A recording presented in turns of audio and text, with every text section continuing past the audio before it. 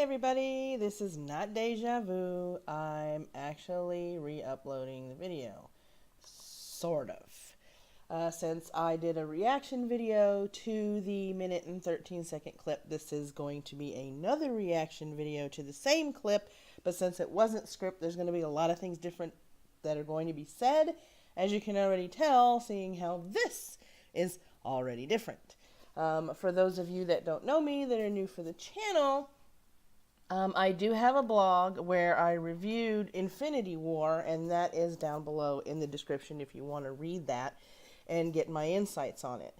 As far as the Infinity arc in comic books is concerned, I only read about 3 or 4 volumes of the comic books, so I have a limited scope as to what happens in the series itself.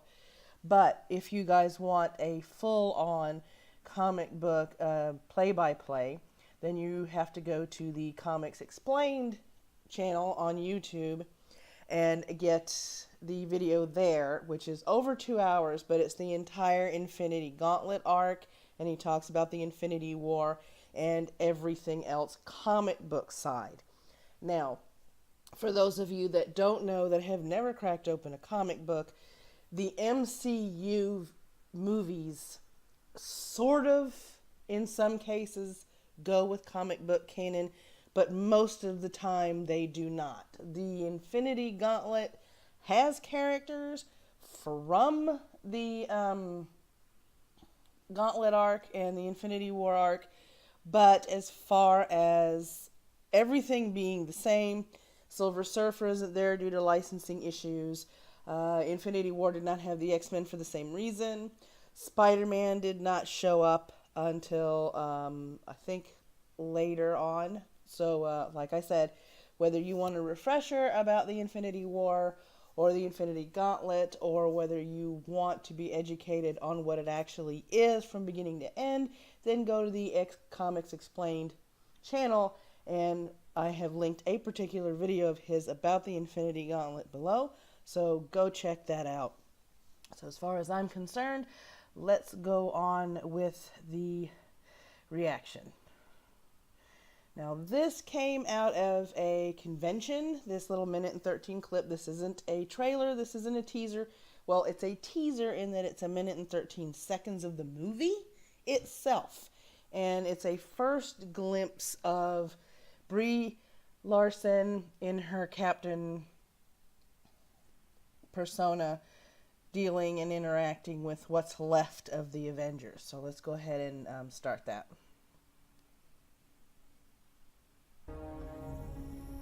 He used the stones again.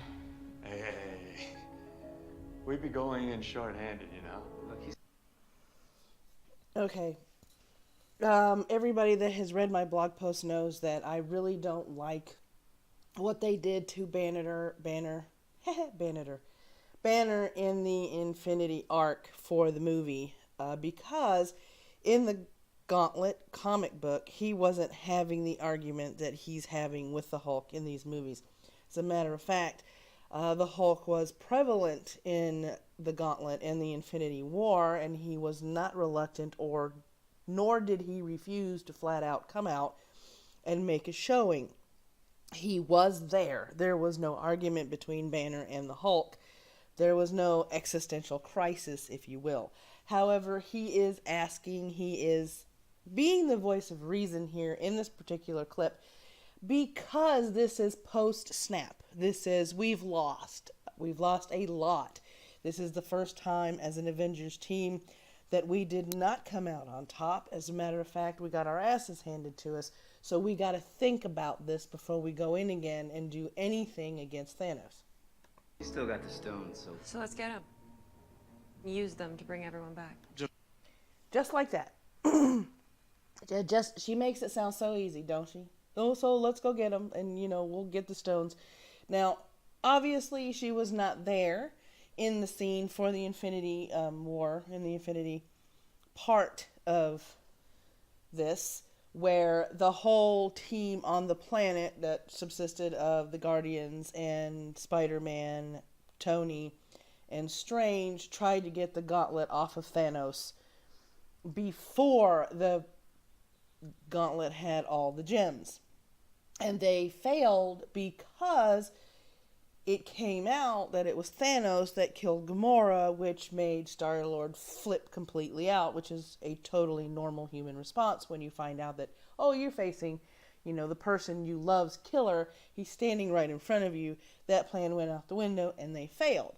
And here she is thinking that it's the easiest thing in the world to walk up to Thanos, kick his ass, take the gauntlet off, and fix the universe. Seriously? Just like that. Yeah, just like that. And these two seem to be, it's Banner, just like that, and then you have Captain America, just like that. Now, here's Captain America that has lost a lot of his friends. So, yeah, he's gung-ho, he wants to get back in there, he wants to do what he can to defeat Thanos and reset the universe. I can understand that, but still, the just like that isn't just like that. Even if there's a small chance that we can undo this, I mean, we owe it to everyone who's not in this room to try. Okay, this is like a hero thing to say. You're facing insurmountable odds. There's a few of you left. You have this great antagonist that is more powerful than you could possibly ever imagine. But if there is a slim chance of bringing everybody back, we've got to do this. I like that.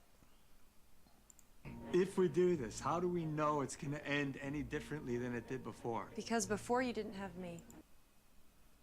Do you see that attitude? Do you see how she's standing, her stance, and the fact that she's not even addressing anybody in the room when she says it? To me, she comes off as smug. Not self-assured, not confident, smug. Because you didn't have me. Because I'm Captain Marvel, and I'm, so great, and I have all these, powers, and I was, melded with an alien, and I can do all this stuff because I can do no wrong. Because you didn't have me, that's why you lost. Seriously? That's what it comes across to me. It's very, very smug. And like I said, she's not making eye contact with anybody in the room. It's like her thoughts are somewhere else. Her stance is very defiant, which is understandable for this particular scene because obviously they're talking about Thanos and going up against Thanos. Hey, new girl. Everybody in this room is about that superhero life. And if you don't mind my asking, where the hell have you been all this time? Thank you, Rhodey. Thank you. Addressing the fact that, since your movie, Captain America, retconned everything and you've supposedly been here since the 90s, why haven't you been showing up in any of the other Avengers missions? Why weren't you there during Infinity? Why weren't you there during the first Avengers film helping everybody out fight aliens that were coming in through a wormhole in the sky? Where were you? Perfect question here. There are a lot of other planets in the universe. And unfortunately, they didn't have you guys. There are a lot of other planets in the universe. You don't think they know that? They fought aliens in the first Avengers War. They're fighting along an alien here with Thor. Let's face it, godlike or not, he did come from another dimension or another planet, however you want to, whatever you want to call Asgard in the MCU. So they know they're not the only people on the planet. So for you to say there are more planets out there, that's a little condescending. That's like you're talking down to your kid. It's like you're trying to chastise him because he thinks that he's the most important thing in the room and you're just slapping him around, and then you follow it up with what's supposed to be some sort of comment or compliment rather, and because you're phrasing it the way you're phrasing it, the inflections that you're using, it's coming off flat and more as a backhanded compliment in my opinion than a compliment, period.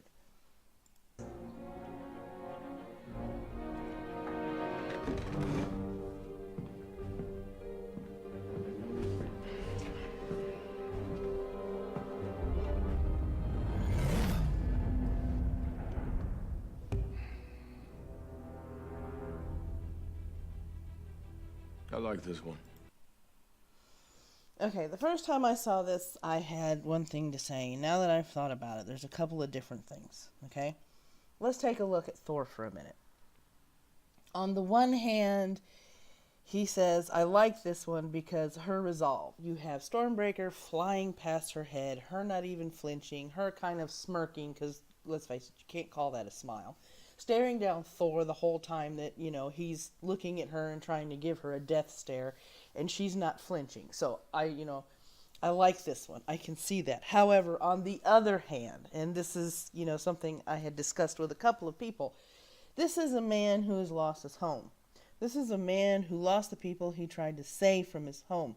He has lost everything except the people in that room that he considers friends. He's lost all of his family. He's lost the rest of the Asgardians he tried to save. This is a man, for all intent and purpose, that has nothing left to lose. In my opinion, that makes him the most dangerous adversary that Thanos can face, because he's lost everything. The only thing he hasn't lost is the people that he's been fighting alongside that are left in that room, and Clint, who hasn't shown up yet, who is nowhere in this scene. And for him to just, I like this one, that simply, that easily, that succinctly, it sort of doesn't sit right with me, because to me, he needs to be a little more cynical here in allowing anybody else to be hurt, in allowing anybody else to be in danger, whether it's a potential teammate or not, because, like I said, he's lost everything. So shouldn't he be a little more reticent in allowing more, a new person into the fold to join the team?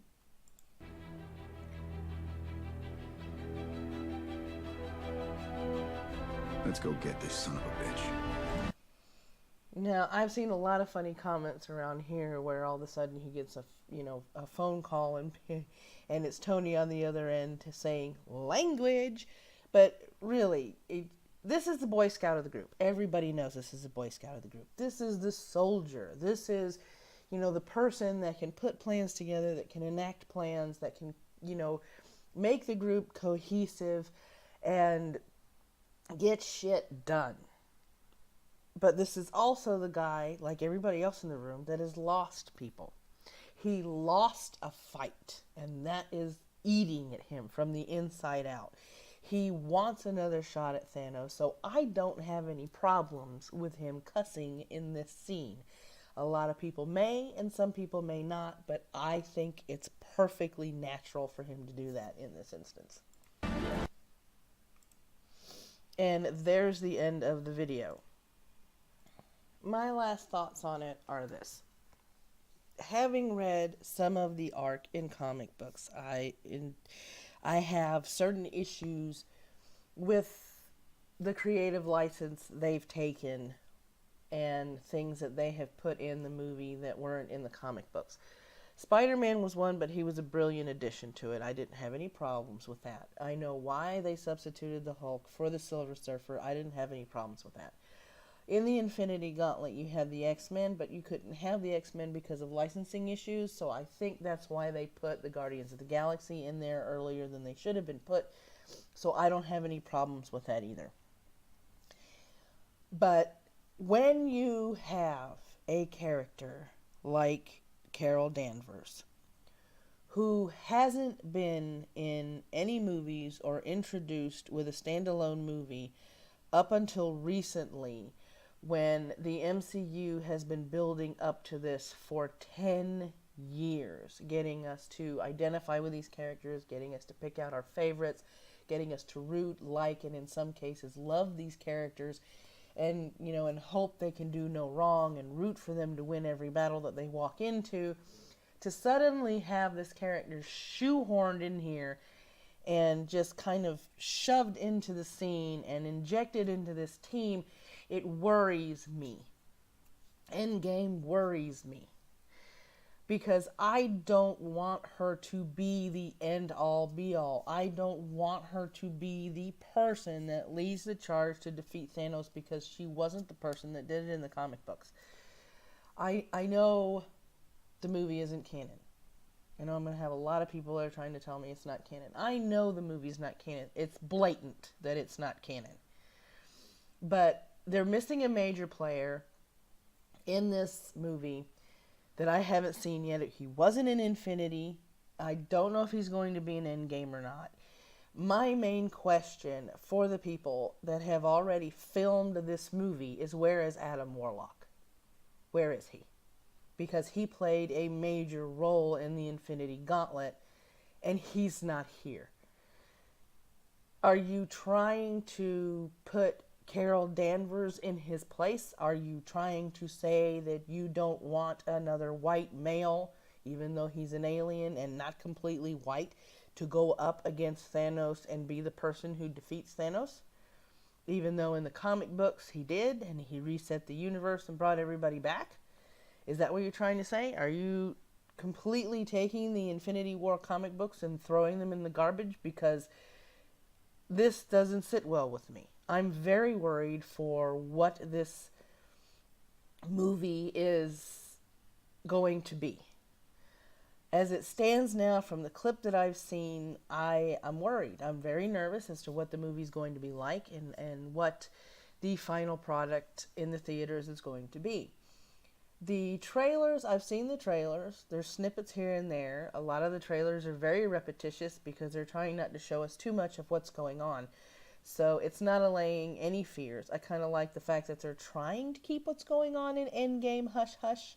So they're not showing us too much in the trailers, because they have a very bad habit of revealing the entire movie in the trailer. But still, with the shoehorn of Carol Danvers in there, I'm very worried. I don't know what this movie's going to be like. And I'm probably going to wind up doing what I did for Captain Marvel and a couple of other movies, where I've asked my friends, is it worth going to see? Because I don't want to spend my money to go to the movies to see this on the big screen and be completely disappointed when I walk out. Because, quite frankly, there's a lot of things and a lot of issues that I have with the first movie that I think is only going to be compounded in the second with the shoehorning of Carol Danvers. So that's my 2 cents. That's my reaction to this particular clip. Until next time, guys, stay geeky. I want to know why Loki let us take him. He's not leading an army from here. I don't think we should be focusing on Loki. That guy's brain is a bag full of cats. You could smell crazy on him. Have care how you speak. Loki is beyond reason, but he is of Asgard. And he is my brother. He killed 80 people in 2 days. He's adopted.